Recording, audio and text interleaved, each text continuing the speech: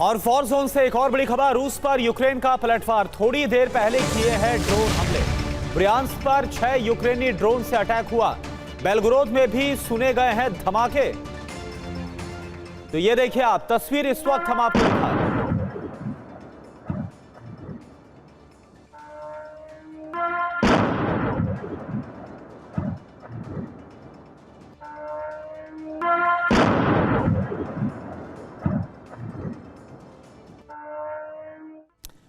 तो अब यूक्रेन युद्ध रूस के लिए संकट बनता जा रहा है, क्योंकि तेल उत्पादन में दुनिया में तीसरे स्थान पर आने वाले रूस में ही पेट्रोलियम का संकट खड़ा हो गया और इसकी वजह है यूक्रेन के लगातार बढ़ते हुए हमले। यूक्रेन रूस की oil refineries, oil pumping station, crude oil supply line पर लगातार हमले कर रहा है।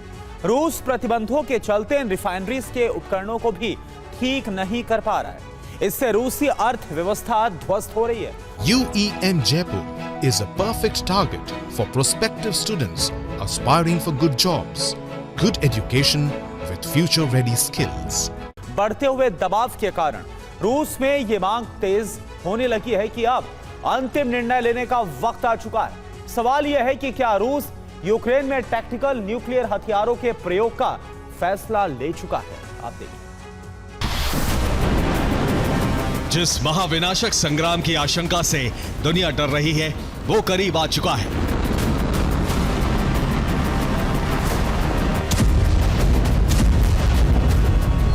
क्या क्रेमलिन की आपात बैठक में यह फैसला हो चुका है कि यूक्रेन पर न्यूक्लियर विस्फोट ही अंतिम विकल्प है?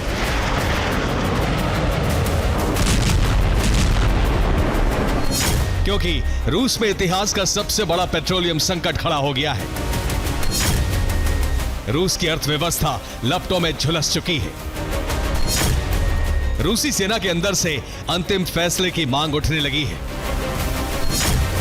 पुतिन के करीबी कह रहे हैं कि अब युद्ध के अंत का समय है।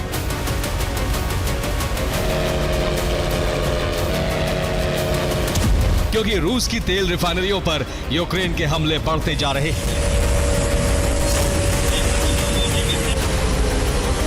अमेरिका से मिले इंटेलिजेंस इनपुट के चलते यूक्रेन रूसी तेल रिफाइनरियों पर सटीक हमले कर रहा है।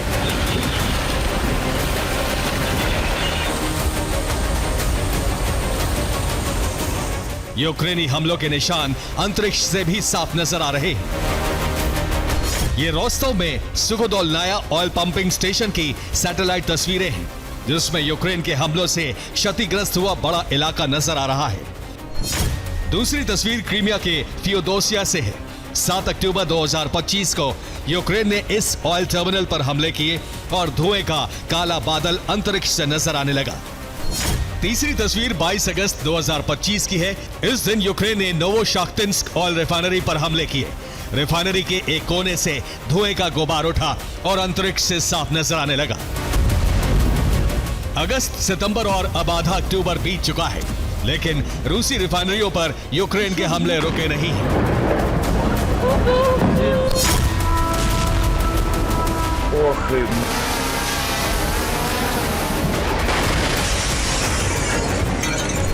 बीती रात यूक्रेन ने रूस पर भीषण ड्रोन हमले किए। यूक्रेन ने हमलों का पुराना पैटर्न अपनाते हुए 100 से ज्यादा ड्रोन हमले एक साथ किए।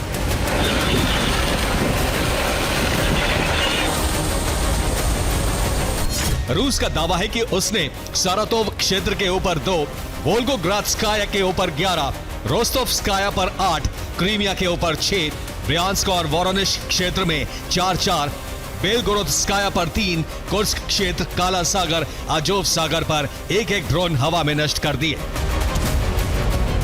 लेकिन रूसी सेना दक्षिणी रूस की सबसे ज्यादा तेल उत्पादन करने वाली लुकाइल रिफाइनरी को हमलों से नहीं बचा पाई।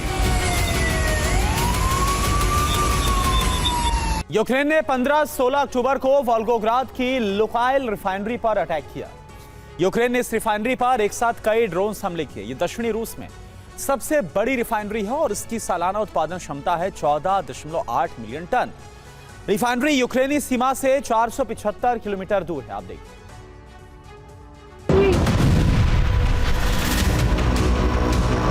यूक्रेन ने रूस की तेल उत्पादन क्षमता को 38% तक कम कर दिया है।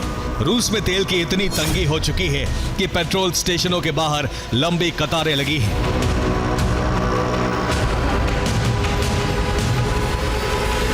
ये गाड़ियां गैसोलीन यानी पेट्रोल के लिए कतार लगाए खड़ी हैं।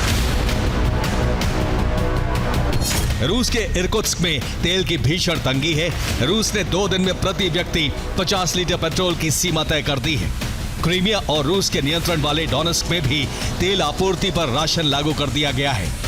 रूस को जरूरत के लिए बेलारूस और चीन से तेल आयात करना पड़ रहा है। यूक्रेन ने बीते 3 महीने में रूस की एक रिफाइनरी पर 2 बार से ज्यादा हमले किए हैं। 4 अक्टूबर को यूक्रेन ने सिजरान रिफाइनरी पर हमले किए। 20 सितंबर को समारा और सारातोव ऑयल रिफाइनरी पर ड्रोन बरसाए गए। 14 सितंबर को यूक्रेन ने किरिशी ऑयल रिफाइनरी पर हमले किए। 13 सितंबर को यूक्रेन के ड्रोन रूस की नोवो उफा ऑयल रिफाइनरी पर गिरे। 7 सितंबर को यूक्रेन की ड्रोन फोर्सेस ने रूस की इलिस्की ऑयल रिफाइनरी को टारगेट किया। 8 सितंबर को रियाजान ऑयल रिफाइनरी पर ड्रोन हमले किए गए।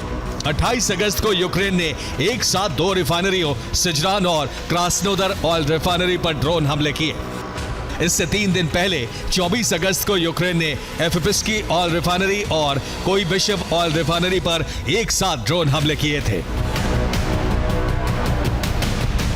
इसीलिए रूस में अब यह मांग उठने लगी है कि यूक्रेन पर न्यूक्लियर हमले का समय आ चुका है। रूस के मशहूर पत्रकार और पुतिन के करीबी व्लादिमीर सोलोव्योव ने कहा है कि रूस को अपनी सेना का रास्ता तैयार करने के लिए टैक्टिकल न्यूक्लियर हथियार का प्रयोग करना चाहिए।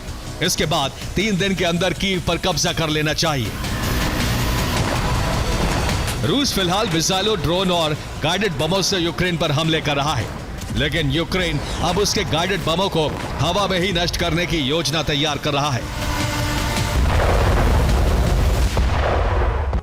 रूस यूक्रेन पर हमलों के लिए गाइडेड एरियल बम KAB का इस्तेमाल करता है। फाइटर जेट से ड्रॉपिंग के बाद इन बम के गाइडिंग सिस्टम एक्टिवेट हो जाते हैं। एक गाइडेड बम 40 किलोमीटर तक उड़ान भरता है। अब यूक्रेन ने कैब को इंटरसेप्ट करने के लिए टेंडर जारी कर दिया है।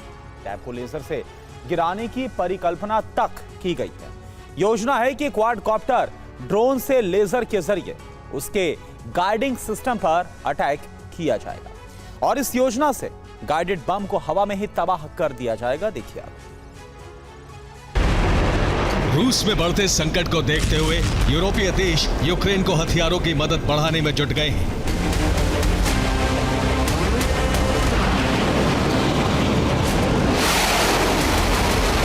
जर्मनी यूक्रेन को 2 बिलियन यूरो के हथियार देने वाला है। इसमें IRIS-T एयर डिफेंस सिस्टम और पैट्रियट मिसाइलें शामिल होंगी। स्वीडन ने यूक्रेन को एक टोही विमान और ग्रिपेन जेट देने पर सहमति जताई है।